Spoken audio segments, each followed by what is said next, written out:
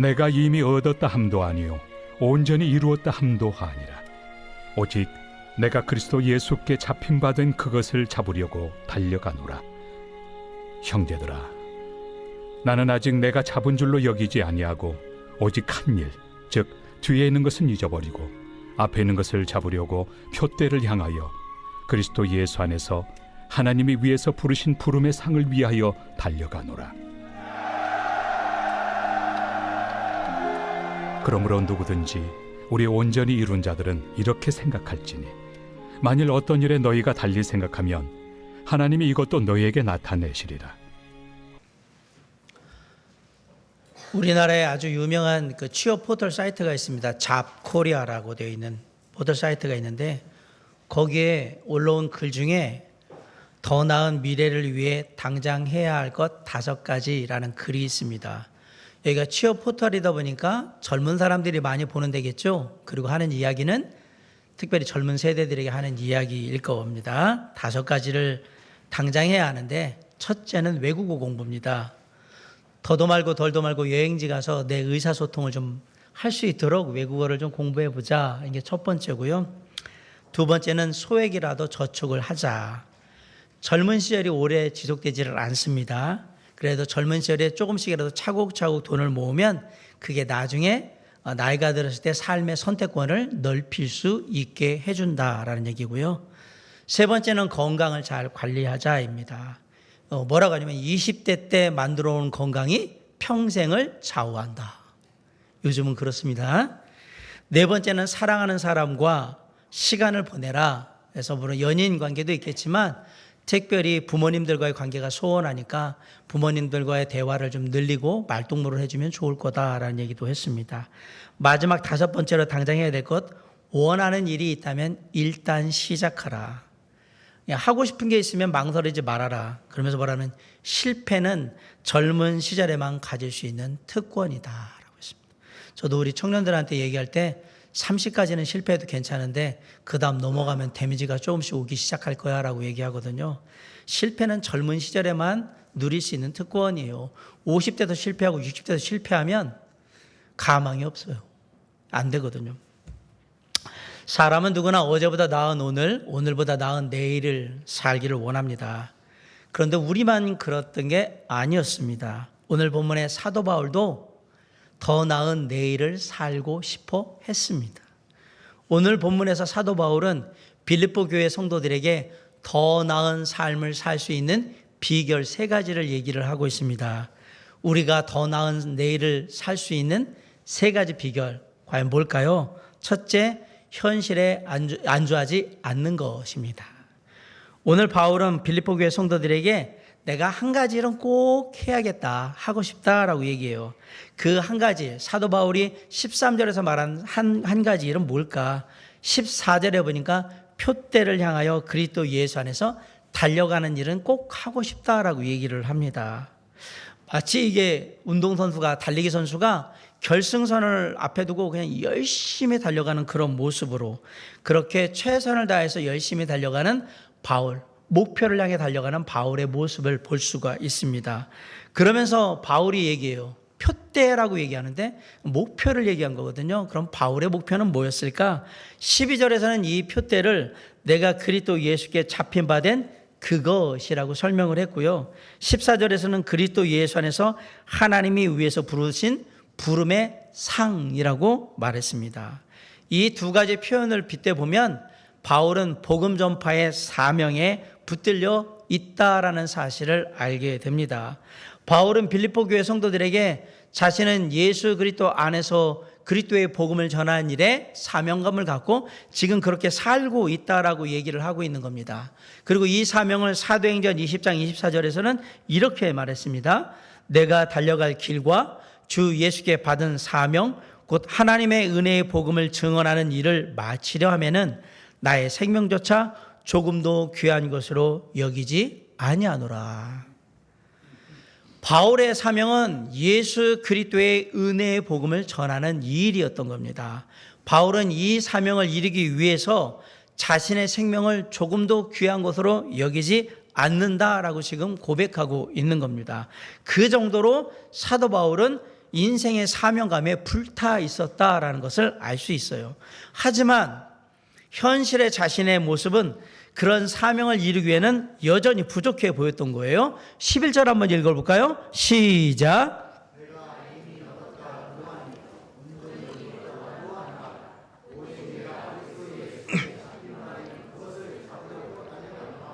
12절에 내가 이미 얻었다 함도 아니요 온전히 이루었다 함도 아니라 라고 얘기를 하고 있어요.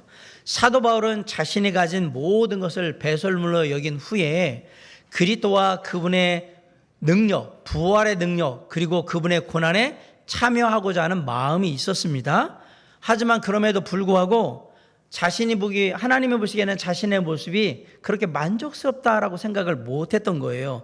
그래서 바울은 더 나아진 모습, 더 높은 영적인 상태로 나아가고자 했던 겁니다. 우리가 영적으로 성장하거나 성숙하기를 원한다면 반드시 더 높은 수준에 이르기 원하는 그런 마음이 우리 안에 있어야 한다라는 얘기예요. 영적으로 지금 현재 상태에 머물러 있으면 현상 유지, 현실에 안주해 버리면 점점 퇴보할 수밖에 없습니다. 계시록 3장 17절에 라오디게아 교회가 바로 그런 모습이었어요. 네가 말하기를 나는 부자라 부요하여 부족한 것이 없다 하나 네 곤고한 것과 가련한 것과 가난한 것과 눈먼 것과 벌거벗은 것을 알지 못하는도다. 라오디게아 교회 성도들은 자신이 부자라고 했는데 하나님 보시기에는 진짜 영적으로 가난했던 거예요. 판단을 못한 거죠. 지금 현상에 유지하는데 현실에 만족하고 있으니까 이런 일이 벌어졌던 겁니다. 바울은 자신이 아직도 하나님이 말씀하시는 온전한 상태에 이르지 못했다라는 것을 판단했기 때문에 아직 내가 잡은 줄로 여기지 아니한다라고 얘기하고 그리스도 예수께 잡힌 바 된 그것을 잡으려고 달려간다라고 말을 했던 겁니다. 개인이든 단체든 회사든 성장과 진보를 위해서 필수적으로 가져야 되는 게 뭐냐면 현실에 대한 불만족이에요. 제가 말씀드리는 건 지금 삶에 대해서 불평불만하면서 투덜거리며 살라는 얘기를 하는 게 아니라 더 나은 삶을 이룰 수 있다. 나는 그것을 위해서 노력한다. 이러한 태도로 살아야 한다라고 말씀을 드리는 거예요. 이만하면 됐지. 나만큼 일하는 사람이 어딨어. 나와보라 그래. 이렇게 말하는 사람은 더 나은 내일을 만나기가 어려울 겁니다. 이 상태로는 안 돼. 더 나아질 수 있어. 더 잘할 수 있어. 라고 말하는 사람이 더 나은 내일을 볼 수 있게 되는 겁니다. 특별히 신앙에서도 현실을 안주하는 것은 아주 안 좋은 신앙이에요. 결코 좋은 예가 될 수가 없어요. 비록 신앙이라는 게 눈에 보이지는 않지만 조금씩 더 나아지는 모습을 하나님 앞에 보여야 하는 겁니다. 구약 성경의 포로 귀환 시대에 나오는 유명한 인물 중에 여러분은 총독 느헤미야를 기억하실 겁니다. 느헤미야의 아버지의 이름은 하가랴예요. 하가랴의 뜻은 뭐냐면 하나님께서 어둡게 하셨다라는 뜻입니다. 느헤미야의 할아버지가 바벨론의 포로로 잡혀와서 낳은 아들이 뭐냐면 하가랴예요. 하가랴. 당시의 시대상을 반영해서 아들의 이름을 지은 거예요. 나라를 빼앗기고 자유를 빼앗기고 가진 재산을 다 잃어버린 상태예요. 암울한 그 시대 상황을 뭐라고 했냐면 하가랴, 하나님께서 이 땅을 어둡게 하셨다라고 얘기를 했어요. 느헤미야의 가문은 잘 살기 위해서 지금 바벨론에 이민을 온 게 아닙니다. 바벨론의 포로로 강제로 이주를 하게 된 겁니다. 거기다가 에스라처럼 제사장의 가문도 아니었고 수룹바벨처럼 다윗의 혈통의 가문도 아니었습니다. 그러면 잡으세요. 뭐 잘난 것도 없고 가진 것도 없으면 이국 땅에서 얼마나 처절한 삶을 살았겠는가. 그것도 지금 포로로 끌려와 있는 상태예요. 그냥 내가 내 돈 들여서 이민을 온 게 아니란 말입니다. 그런 가운데서 하가랴가 아들을 낳아요. 그 아들의 이름을 느헤미야라고 짓는데 그 뜻은 하나님께서 위로하신다라는 뜻입니다. 그리고 또 아들을 낳습니다. 하가랴가. 그리고 그 이름을 하나니라고 짓는데 하나님께서는 은혜로우시다 이 뜻이에요. 상황은 바뀐 게 하나도 없어요. 바벨론의 포로로 끌려왔고요. 이제 아들을 낳고 가정을 이루며 사는데 뭐라고 하냐면 하나님께서 위로하고 계시고 하나님은 은혜로우신 분이라고 지금 고백하고 있는 걸 보니까 느헤미야의 아버지 하가랴는 신앙이 참 좋지 않았을까라는 생각을 하게 됩니다. 예나 지금이나 우리나라에서 많은 미국 같은 곳으로 많이 이민을 갑니다. 유럽이나 미국이나 이렇게 이민 가시는 분들이 있는데 한국에서 좋은 대학교 나와서 나름 좋은 직장에서 좋은 직책 가운데 일하시는 분들도 미국 가면 그러면 그렇게 해서 대기업에 가는 거냐? 애플이나 쉽게 말하면 우리가 말하는 그냥 좋은 그 일론 머스크 있는 테슬라 이런 데가 가느냐? 아니요. 대부분 무슨 일을 합니까? 세탁소에서 일을 하거나 마트에 가서 캐셔를 하거나 건물 청소하거나 이러면서요. 주급받아가지고 한 주 한 주 그냥 삽니다. 여러분 충격입니까? 서울대 나오면 미국 가면 여러분 서울대 나왔다고 해서 대기업에 애플 가서 취직할 수 있을 거라고 생각하십니까? 아닙니다. 미국 사람들은 절대 그렇게 허용하지를 않습니다. 밑바닥부터 가셔야 됩니다.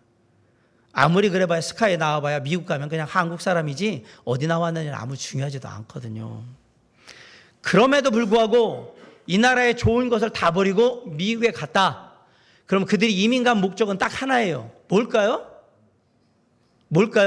나 잘 먹고 잘 살자고요? 아니에요. 자식들이 잘 됐으면 좋겠다라는 마음으로 가신 간 거예요. 내가 이렇게 비록 고생하고 힘들지만 내가 이렇게 고생하고 힘든 가운데서 우리 아이들이 잘 커서 이 아이들이 잘 돼가지고 미국의 상류사회, 주류사회에 들어가면 좋겠다라는 마음을 가지고 미국에 가는 겁니다. 느헤미야의 아버지 하갈의 마음도 똑같은 마음이에요. 다만 더 안 좋아요. 왜? 포로로 끌려왔기 때문에. 그냥 이민이 아니라 강제로 포로로 끌려왔기 때문에 더 상황이 안 좋다라는 얘기입니다. 느헤미야는 어릴 때부터 그런 포로 생활에서 어떤 안 좋은 상황 가운데 자신의 가정이 이루어지는지를 다 보고 자랐어요. 그리고 생각해요. 어쩌면 이국 땅이 바벨론에서 나는 뭔가 될 수 있는 소망은 하나도 없어요. 좋아질 가망이 없거든요. 누가 이스라엘에서 올려온 포로를 갖다가 쓰겠습니까? 종살이나 시키면 다행이지. 없어요. 야, 끝났다. 나는 바벨론 포로로 와 있는 상황에서는 이제 내 삶은 끝났어 라고 생각하면서 그래 어차피 그냥 안 되는 인생 막 살다 그냥 가자 이렇게 자포자기하면서 갈 수도 있었습니다. 그런데 느헤미야는 삶을 포기하지 않았습니다. 포로로 끌려와서 억지로 정착한 땅이지만 삶을 포기하지 않았고 하나님 안에서 최선의 노력을 다해서 결국은 지배계층에 올라가요. 엘리트가 된단 말입니다. 다시 말해서 포로라는 불행한 삶을 계속해서 현실 가운데 살기를 거부한 거예요. 그리고 피나는 노력 끝에 이방인이지만 왕이 자신의 목숨을 생명을 맡길 정도로 무한 신뢰하는 왕의 술 맡은 관원이 된 겁니다. 아시죠? 옛날에는 술에 독 타가지고 독살하는 경우가 많았기 때문에 술 맡은 관원은 비서이자 친구예요, 친구. 넘버 2예요, 넘버 2. 어마어마한 사람이 된 거예요. 사랑하는 성도 여러분, 더 나은 내일을 원하십니까? 그러면 절대 현실에 안주하시면 안 됩니다. 아멘? 안주하시면 안 돼요.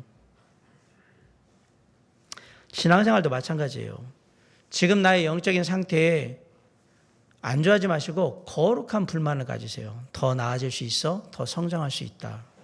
시편 139편 23절로 24절에 보면 하나님이여 나를 살피사 내 마음을 아시며 나를 시험하사 내 뜻을 아옵소서. 내게 무슨 악한 행위가 있나 보시고 나를 영원한 길로 인도하소서라고 얘기합니다. 자신의 모습을 좋게 포장하거나 정당화하거나 합리화하지 마시고요. 다윗처럼 하나님이라는 영적인 MRI 안에 나를 내려놓으셔야 합니다. 그때부터 나는 영적으로 성장할 수 있는 것이고요. 성숙할 수 있는 때가 되는 거예요. 교회도 마찬가지예요. 하나님 앞에서 교회는 늘 거룩한 불만을 가지셔야 합니다. 지금도 좋지만 더 좋아질 수 있도록 해야 되고 또 좋아져야 합니다. 아멘?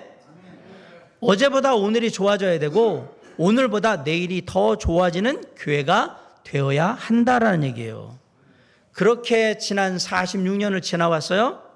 그러면 우리는 더 좋은 46년을 이루기 위해서 지금도 최선을 다해서 노력을 해야 하는 겁니다. 이런 태도를 가져야 더 나은 내일을 볼 수 있다라고 얘기하는 겁니다.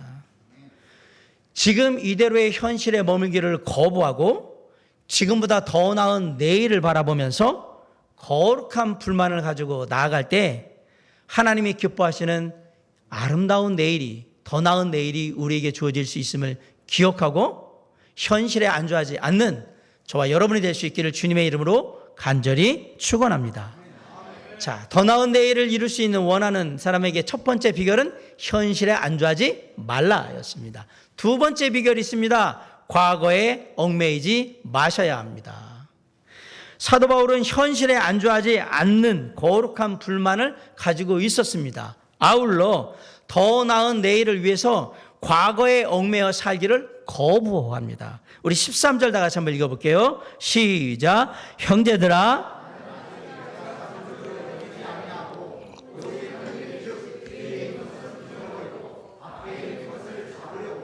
바울이 뭐라고 그러냐면 뒤에 있는 것은 잊어버리고 앞으로 나아간다라고 지금 얘기하고 있습니다. 지나간 과거는 지나간 과거로 그냥 두겠다라고 얘기한 거예요. 바울이 만약에 예수 믿기 전에 교회 핍박하고 그리스도인들 잡아다가 고문하고 죽이기까지 했던 그 과거에 계속해서 매여 있었다면 아마 제가 볼 때는 사도의 직분을 온전히 감당하기 어려웠을 겁니다. 죄책감에 쌓여 있을 거거든요. 내가 사람을 죽이게 만들어서 저 사람 저거 불구 만든 거 내가 그런 거야. 저 교회 내가 다 망가뜨렸어. 이런 생각들을 할 거 아닙니까? 그 지역을 지나갈 때마다 다 떠오를 텐데요. 어떤 새로운 시도를 한다는 거 쉽지 않아요. 신앙적인 성장도 어려워요. 열매 어렵습니다. 누군가 야, 너 과거에 이랬잖아. 옛날에 몇 년 전에 나한테 이렇게 했는데 라고 하면 어떡할 거예요? 누군가 자신의 과거를 들춰내는 그 순간 움츠러들 수밖에 없었을 거예요. 괴로웠을 거예요. 비록 예수 믿기 전의 얘기지만 내가 그렇게 했던 게 과거거든요. 사람들을 제대로 섬길 수도 없고 당연히 사역의 열매는 기대하기 어려웠을 겁니다. 반대로 예수 믿은 후에 3번이나 사도 바울이 전도여행을 다녀왔는데 그 전도여행 다녔던 그 기억, 추억에만 계속해서 머물러 있다고 한번 생각해 보세요. 가는 곳마다 이 전도여행할 때 전도의 열매가 있었습니다. 성령의 역사가 나타났습니다. 교회가 세워지고 많은 일꾼들이 세워졌어요. 사실 실패라는 걸 거의 모르고 다 성공적으로 사역들을 했습니다. 누구한테나 자랑스럽게 내세울 만한 그런 사역을, 대단한 사역을 했어요. 그리고 막 가는 곳마다 만나는 사람들마다 야, 누군지 알아? 내가 이런 사람이야. 나 대단한 사람이야 라고 계속 거기에 머물러 있는다고 생각을 해보세요. 아마 오는 순간에 나만한 사람이 어딨어라는 자기 만족에 빠져가지고 영적인 교만함을 갖게 될 거예요. 결국은 영적으로 교만하게 되면 하나님은 안 쓰십니다. 쓰임받지 못했을 거라는 얘기입니다. 우리가 계속해서 성장하려면, 뭔가 더 나은 것을 보려면 뒤에 있는 것은 잊어버리셔야 합니다. 이걸 누군가는 거룩한 망각이라고 했어요. 더 나은 내일을 위해서, 더 나은 영적인 상태를 위해서 거룩한 망각을 가지시기 바랍니다. 한 회사에 그 동아리 모임이 있었어요. 회원들이 해가지고 부부 동반으로 여행을 갔네요. 근데 그 회원 중에 한 회원이 유독 자기 아내를 부를 때마다 막 honey, darling 막 이렇게 부르는 거예요. 그렇게 부르니까 다른 회원들의 아내들이 부부 동반으로 와서 듣고, 왜 당신은 나를 허니 달링으로 왜 안 불러? 저렇게 좀 나도 불러달라고 계속 바가지를 긁는 거예요. 그러니까 사람들이 이게 한둘도 아니고 아내들이 봐봐 저 사람 아내한테 부르잖아 허니 그리고 달링 얼마나 좋냐고. 그래가지고 남자 회원들이, 그 회사 회원들이 회장님한테, 동아리 회장님한테 아 진짜 너무 짜증나 죽겠다고, 쟤 때문에 기분 좋게 왔는데 아내들이 자꾸 뭐라고 그러고 뭐 허니로 불러달라 달링으로 불러달라 귀엽다고 해달라고 이러는데 나 미치겠다고, 어떻게 좀 안 하게 해달라고 얘기를 했어요. 그래서 이제 회장님이 그 모든 책임을 가지고 딱 그 회원한테 가서 왜 그러는 건데, 그냥 불러 여보, 자기 그냥 불러, 왜 허니 달링 왜 부르는 건데 왜 그래? 너 다른 부부들 부부싸움 나게 하고 이거 지금 부부동반 여행 왔는데 아주 분위기 이렇게 만들면 되냐라고 딱 물어봤더니 이 회원이 머뭇거리면서 이렇게 얘기하는 거예요. 회장님, 실은 3년 전부터 집사람 이름이 생각이 안 나서 그렇게 부르고 있는 거예요. 3년 전부터 생각이 안 나요. 그래서 뭐라 그래요? 어쩔 수 없어? 허니, 달링. 그러니까 바울이 말하는 과거를 잊으라는 얘기는 이렇게 기억 상실 증상을 보이라는 얘기를 한 게 아닙니다. 과거의 망령에 붙들려 살 것을 거부해라 이 얘기예요. 살지 말아라. 성경은 과거를 묻지 아니하시는 하나님의 모습을 우리에게 보여줍니다. 이사야 43장 25절에 보면 나 곧 나는 나를 위하여 네 허물을 도말하는 자니 네 죄를 기억하지 아니하리라. 히브리서 8장 12절에 보면 내가 그들의 불의를 긍휼히 여기고 그들의 죄를 다시 기억하지 아니하리라 하셨느니라. 기억 안 하세요? 용서의 하나님은 기억을 안 하신단 말입니다. 이 말은 과거의 죄악이나 허물이 현재 하나님을 섬기는 것에 그 어떤 부정적인 영향도 끼치지 않도록 하시겠다는 하나님의 약속이에요. 마찬가지로 바울도 비록 자신의 어두운 과거가 있지만 그 과거가 현재 주님을 섬기며 주님의 복음을 전하는 일에 부정적인 영향을 미치지 않도록 나는 과감히 거부한다 이 얘기를 하는 거예요. 나는 그렇게 안 산다. 이게 바로 하나님의 은혜예요. 하나님의 은혜는 우리가 어제 과거에 뭘 했느냐는 그렇게 중요하지 않습니다. 예수 그리스도 안에서 우리는 언제든지 다시 새롭게 시작할 수 있는 은혜를 얻을 수 있기 때문에 그렇습니다. 예레미야 애가 3장 22, 23절에 여호와의 인자와 긍휼이 무궁하심으로 우리가 진멸되지 아니함이니이다. 이것들이 아침마다 새로우니 주의 성실하심이 크시도소이다. 아침마다 새로워요. 주님의 은혜는 아침마다 새로운 은혜입니다. 그래서 하나님은 날마다 우리에게 새롭게 임하시는 은혜를 베푸시는 하나님이신 거예요. 과거에 어떤 실패를 했고 어떤 성공을 했는지 이제는 잊으시기 바랍니다. 내가 어떤 악조건 속에서 살아왔고 어떤 상처를 받았는지도 이제는 잊어주시기 바랍니다. 또한 지금 내가 지금까지 우리 교회에 얼마나 많은 기여를 했는지 혹은 내가 교회에 어떤 어려움을 주고 어떤 문제를 일으켰는지 이제는 잊으시기 바랍니다. 주님 앞에 회개할 게 있으면 회개하시면 돼요. 그리고 누군가와 서로 용서를 구하고 받을 것이 있으면 서로 용서를 구하고 받으면 됩니다. 그리고 그냥 잊으시기 바랍니다. 뒤에 있는 것은 잊으시고 앞에 있는 것을 잡으려고 나아가셔야 되지 계속 뒤에 있는 것을 끄집어 오시면 안 된다라는 얘기입니다. 그래야 더 나은 내일을 맞이할 수 있는 거예요. 뒤에 있는 것은 이제 주님이 용서하셨으니 잊으시기 바랍니다.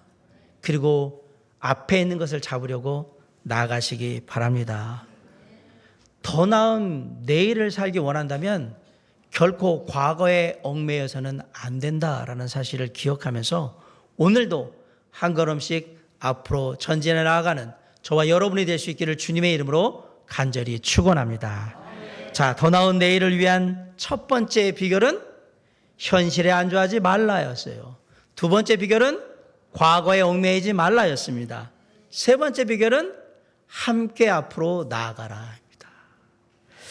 분명히 삶의 목적을 가지고 있었던 사도 바울은 자신의 현실적인 삶에 대해서 거룩한 불만을 가지고 더 나아지기를 소망했어요. 아울러 어떻게 보면 자신의 앞으로의 앞길을 막는 큰 장애물이 될 수 있는 과거의 기억에 얽매이는 삶을 거부합니다. 그리고 이제는 앞에 있는 것을 잡으려고 표대를 향하여 그리스도 예수 안에서 하나님이 위해서 부르신 부름의 상을 위하여 달려간다라고 고백하고 있습니다. 14절에 달려가노다라는 말은요, 원래 어느 의미냐면 사냥개가 사냥감을 딱 보잖아요. 그러면 그것을 위해서 전심전력에서 막 달려가는 그 모습이 달려가노라예요. 사도 바울은 앞에 자신의 삶의 목표 그리스도 예수의 복음을 전하는 일에 정말 전신전력하면서 온 힘을 다하면서 달려간다. 그 목표가 뭐였냐? 14절은 그리스도 예수 안에서 하나님이 위에서 부르신 부름의 상이라고 고백을 했던 거예요. 다시 말해서 내가 주님을 온전히 알고 주님을 닮아가고자 애쓰면 주님께서 거기에 상을 주시게도 축복하시겠다고 약속하셨다 이 얘기입니다. 이 보상은 영원한 하나님의 나라에서도 주어지지만 이 땅에서도 하나님을 신실하게 섬기는 하나님을 따르는 자에게 주어지는 축복이라는 것을 알려주고 있습니다. 사도 바울은 지금 우리의 삶에 목표가 있냐라고 물어보는 거예요. 사랑하는 성도 여러분, 삶에 목표가 있습니까? 말하기가 좀 그렇죠. 원대한 목표가 있었는데 세계 평화와 인류 복지 증진 이런 건 제가 하지 말라고 얘기했죠. 그죠? 그런 건 우리의 목표로 삼으면 안 된다고. 지금 젊은이들은 2030 MZ세대들의 이야기를 좀 하려고 합니다. 요즘 SNS나 온라인 커뮤니티에 보면 자주 등장하는 신조어가 하나 있어요. 갓생이라는 말이 나와요. 갓생이라는 말은 God은 G-O-D, 하나님, 신을 의미하는 그 하나님 God 플러스 생은 한자의 생, 그러니까 생명 할 때 쓰는, 그러면 삶 할 때 쓰는 생의 생. 쉽게 말하면 신처럼 살겠다 이 얘기를 하는 거예요. 갓생이. 여기서 갓은 종교적인 의미를 담아서 하나님을 섬기는 건데 그런 의미가 아니라 완벽하게 남들이 볼 때 부러워할 만큼 존경할 만한 그런 삶을 살고 싶다. 그게 갓생을 하겠다라는 얘기인데 하루하루 부지런하고 성실하게 살아가면서 나도 개발하고 내가 세운 목표도 달성하면서 그렇게 사는 삶을 살겠다. 그게 갓생이에요. 갓생. 저와 같이 제가 나이가 많은 건 아니지만 이 50이 넘은 사람들한테는 이 위에 있는 사람들한테는 성공하려면 어떻게 살아야 되죠? 이분들이 참 모르시네. 성공하려면 어떻게 사셔야 돼요? 우리는 어떻게 배웠어요? 열심히 살으라고 그랬잖아요. 성공하려면 어떻게 해야 돼? 열심히 살아야 돼 라고 했어요. 근데 MZ세대는 그렇게 생각 안 해요. 성공은 부와 명예와 직결되는 게 아니에요. 우리하고 달라요. 우리에게 성공은 돈 많이 벌고 유명해지고 높은 지위를 갖는 거잖아요. 요즘 MZ세대는 생각이 다릅니다. 오히려 스스로 만족할 수 있는 삶의 상태를 살면 내가 성공한 거라고 생각한단 말이에요. 그리고 내가 작은 목표지만 이거 이루어가면 난 성공한 거야 라고 생각해요.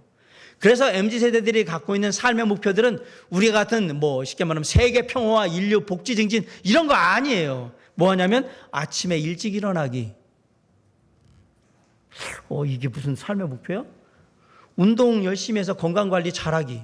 뭔 이런 게 삶의 목표야? 아까 제가 얘기했잖아요. 독서와 자기개발.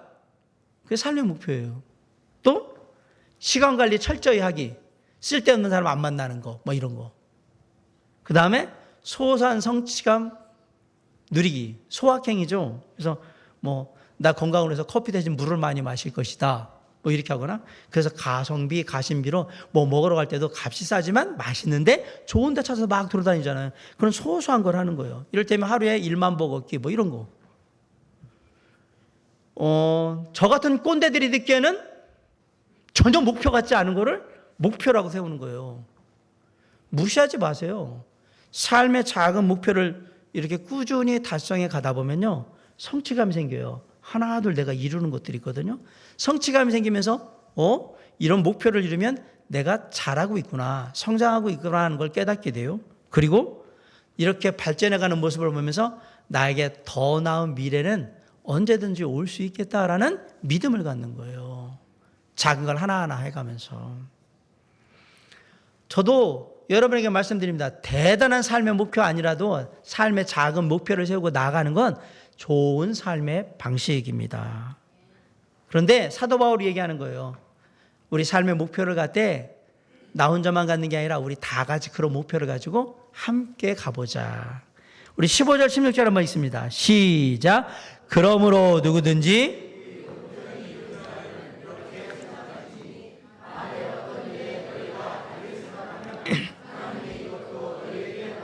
16절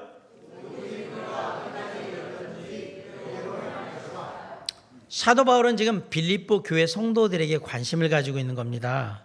지금까지 내가 말한 거 너희들 잘 이해했지? 관심 갖고 너희들도 함께 해주기를 바란다라고 얘기한 겁니다. 15절에서 만일 어떤 일에 너희가 달리 생각하면 하나님이 이것도 너희에게 나타내시리라. 내가 이렇게 얘기했는데 너희들이 내 생각하고 다를 수 있어. 그리고 다른 거 할 수도 있거든. 그래도 하나님이 변함없이 너희 가운데 역사하셔서 언젠가는 내 마음을 이해하고 나와 함께 하기를 바란다라고 얘기를 하는 거예요. 그러면서 16절에서 오직 우리가 어디까지 이르렀든지 그대로 행할 것이라. 왜냐하면 지금부터 열심히 끝까지 한번 해보자. 빌립보 교회 성도들을 격려하면서 더 나은 내일을 향해서 나만 아니라 너희도 함께 갔으면 좋겠다라고 계속 권면하고 있는 겁니다. 바울은 더 나은 내일을 위해서 나아가고자 하는 자신의 삶을 빌립보 교회 성도들한테 설명하고 함께 참여하자라고 얘기한 거예요. 이거 권면한 거예요. 빌립보 교회 성도들이 날마다 성숙해지고 성장해져서 함께 주님이 허락하시는 더 나은 미래를 향해 나갈 수 있으면 얼마나 좋을까? 우리 같이 해보자. 바울은 자신만 잘 되고 자신만 하나님 앞에 영광받는 삶을 살기를 원하지 않았습니다. 바울은 다른 사람들도 잘 되고 더 나은 미래를 함께 누리면 좋겠다라고 생각했던 겁니다. 안타깝게도 지금 이 세대는 다른 사람들에게 별 관심이 없는 세대입니다. 아주 지극히 개인주의적인 삶을 사는 세대입니다. 목사님, 내 한 몸 먹고 살기도 힘들어 죽겠고 벅차고 어려운데 누굴 신경 써요? 사치스러운 얘기 하지 마세요. 나 하나도 힘들어 죽겠어요. 영어에 I don't care, 상관없어, 신경 안 써, 죽든지 말든지 내일이 아니야. I don't care. 이건 그리스도인이 해야 할 말이 아니란 얘기예요. 나는 생각이 너무 많아. 나는 왜 네가 힘들까라는 책을 저술한 프랑스의 베스트셀러 작가이자 저명한 심리 치료사 크리스텔 푸티콜랭이라는 분이 있어요. 그분이 한국 사회에 유행하는 혼술, 혼자 술 먹고 혼밥, 혼자 밥 먹는 이 사회문화 현상을 보면서 뭐라고 했냐면 개인주의는 현대사회의 질병입니다. 뭐라고 얘기했다고요? 병 걸린 거라고요, 병. 이 질병을 극복할 수 있는 가장 좋은 방법은 일상의 소소한 즐거움을 다른 사람과 나누는 것입니다. 그러면 이걸 극복할 수 있다. 개인주의가 극복된다. 우리는 지금 이 세대와는 다르게 삶을 살았던 다른 사람들에게 관심을 갖던 바울의 이야기에 귀를 기울이셔야 합니다. 나뿐만 아니라 내 친구, 내 동료, 내 이웃을 돌아보고 그들을 위해서 기도하며 때로는 그들에게 권면하고 그들을 도우며 섬길 수 있어야 합니다. 지난 주일에 새롭게 목장 모임을 편성해가지고 시작을 했죠. 여러 목장에서 목원들이 이런 기도 제목을 갖고 이렇게 하고 있습니다라는 거 제가 목자님들 통해서 이렇게 보고를 받고 그리고 살피는 걸 봤어요. 누군가 보이다가 보이지 않으면 안 보인다고 물어보고 그리고 전화를 하나 하든지 카톡이라도 날리면서 안부를 묻고 그래야 되는 겁니다. 이 일에 수고하시는 우리 목자님들 계셔서 정말 감사하고 수고에 감사를 드립니다. 서로에게 관심과 사랑을 베풀고 기도해 주는 것 정말 중요한 겁니다. 특별히 새롭게 함께한 사람이 있으면 그 사람한테 더 따뜻한 관심을 주고 사랑을 주면서 함께 하셔야 합니다. 혹시 어려움 겪고 있는 사람이 있으면 기도하면서 내가 어떻게 실제적으로 도와줄 수 있을까도 고민을 해 보셔야 합니다. 그렇게 교회 안에서 내가 돌보고 붙들어야 될 사람이 누구일까를 살펴보시고요. 내 주변에 아직 예수 믿지 않는 이웃이나 친구나 동료들 중에 내가 관심을 갖고 돌봐야 되는 사람이 과연 누굴까도 생각해 보셔야 합니다. 그럴 때 우리의 삶은 더 나아지는 거예요. 행복해지는 거예요. 그럴 때 우리 주변에 우리가 더 좋은 영향력을 끼칠 수 있는 거예요. 그럴 때 그곳에 하나님의 축복, 더 나은 내일이 임하게 될 것입니다. 당연히 그런 사람에게 더 나은 내일이 임하면 행복하겠죠. 그 마음으로 오늘도 내 옆에 있는 형제 자매들, 친구들, 동료들, 이웃들과 함께 손잡고 더 나은 내일을 위해서 나아가는 저와 여러분이 될 수 있기를 주님의 이름으로 간절히 축원합니다. 말씀 이제 마치려고 합니다. 사랑하는 성도 여러분, 만일 누군가하고 우리 교회 어떤 성도나 혹은 우리 교회에 대해서 한번 얘기한다고 해봅시다. 우리 교회를 잘 아는 분이에요. 이게 교회 다니는 분인지 안 다니는 상관없이. 근데 이렇게 얘기해요. 그 형제는 옛날에가 더 좋았는데 그 자매는 옛날보다 예전보다 더 안 좋아진 것 같아. 왜 그러지? 혹 이렇게 얘기하거나 우리 교회는 옛날에 더 좋았는데 진짜 은혜도 넘치고 활기차고 참 좋았는데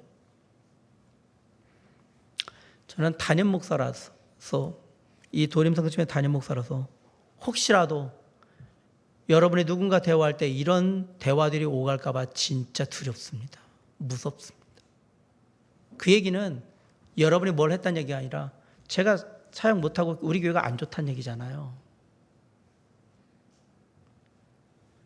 그런데 오늘 얘기를 들으면 두 가지는 내 책임이고요. 더 나은 미래로 못 간 책임의 두 가지는 내 책임이에요. 현실에 안주하거나 과거 영매인 건 내 책임인데 하나는 우리의 책임이에요. 함께 가지 못한 것은. 그 형제, 그 자매는 왜 그렇게 됐지? 누군가 나를 바라보며 얘기할 때 그게 의구심이 들으면서 안타깝다는 식의 얘기를 하게 되면 안 됩니다. 왜 몇 년이나 지났는데 왜 모습이 맨날 똑같아? 왜 그래? 이건 저와 여러분에게는 정말 아픈 소리입니다. 아무개 형제는 옛날엔 진짜 안 그랬는데 지금 보니까 진짜 너무 잘 자라있고 너무 신실하고 너무 성숙했네. 아무개 자매가 내가 알던 아무개 자매가 아니야. 대단해. 이렇게 돼야죠. 왜 자꾸 퇴보를 하십니까? 내가 더 나은 미래를 못 갔다면 그 원인은 세 개예요.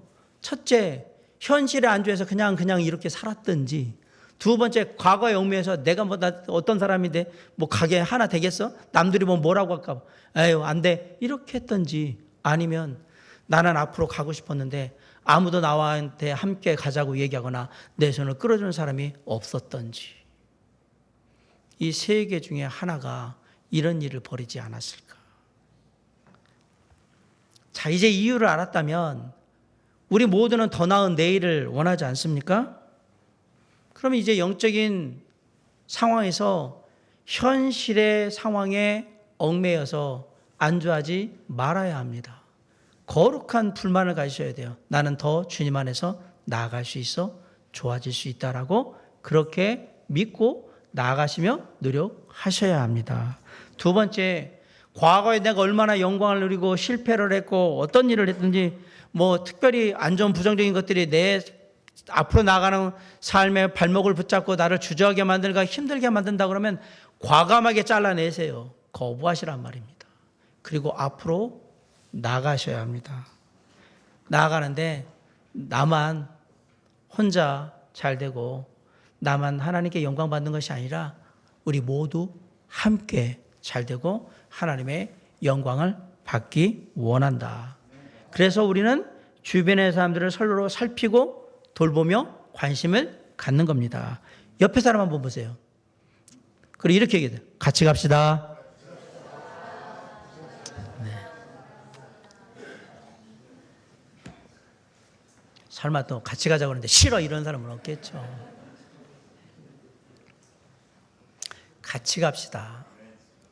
혼자 가면 힘든데 같이 가면 덜 힘들어요. 사랑하는 성도 여러분, 저는 어제보다 더 나은 오늘을 살길 원하고요.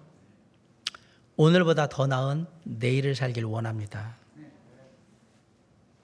오늘 사도 바울은 우리가 어떻게 하면 그런 삶을 살 수 있는지 우리에게 비결을 알려줬습니다. 현실에 안주하지 않고 과거에 얽매이지 않고 함께하는 형제자매들과 가족들, 친구들, 동료들, 이웃들과 함께 더 나은 미래를 향해서 힘차게 나아갑시다. 그래서 진짜로 더 나은 미래를 사는 저와 여러분, 우리 도림 성도침례교회 사랑하는 성도들이 될 수 있기를 주님의 이름으로 간절히 축원합니다. 기도하시겠습니다.